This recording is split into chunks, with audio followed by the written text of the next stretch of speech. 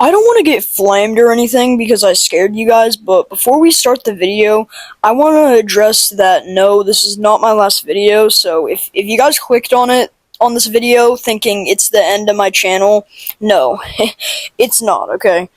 Anyways, let's go on with the video. This video is not going to be professionally edited like most of my videos are, because this is mainly a discussion that I wanted to have with you guys that goes beyond the Sonic the Hedgehog franchise. Unless you have been living under a rock the past couple of days, I'm sure all of you guys know that PlayStation has officially announced that they are going to stop producing physical game content in 2028.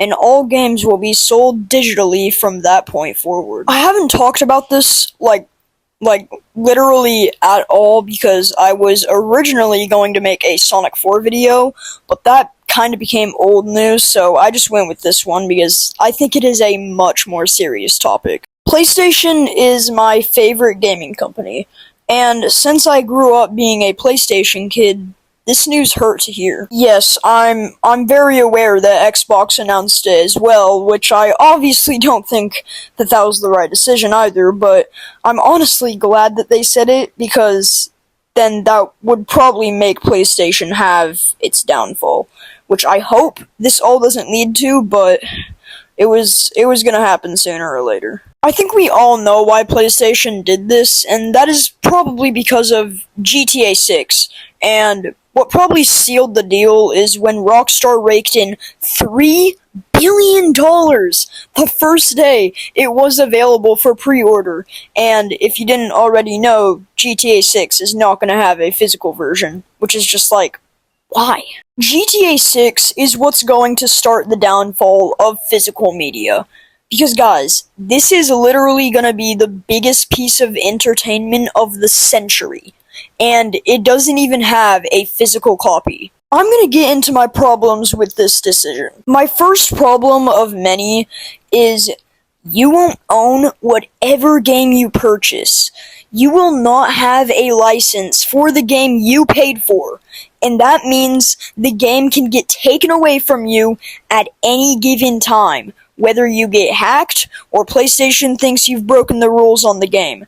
You can literally get your save data, everything taken away with the flick of a switch with no refund whatsoever. Number 2 is digital games take up way more storage. So you expect me to buy all my games digitally, and then get my storage filled up, and then not be able to buy more games? The whole reason PlayStation is doing this is for money. But then if we are only able to buy digital games, then that will take up our storage to the point where we can't buy any more games. And that means no more moolah for PlayStation. Well, actually, now that I think about it, we can just delete a game to save some storage, but still, that just doesn't make sense. Number 3 is, I want to own my games. I want to be able to show full proof that I own a game. I want to be able to hold a game in my hand and say, yes, I own this game. And sometimes physical copies come with like a actual map of the game's map, which I actually got for Red Dead Redemption 2, which was sick. And for Sonic Racing Cross Worlds and that game's physical copy, you can get a Sonic Rumble code for some secret skins.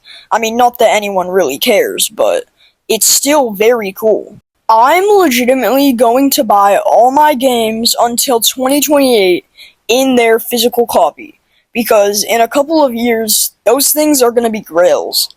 It's going to be so nostalgic in a couple of years to look at one of these games and say, man, what an amazing era that was, because this is honestly the end of an era.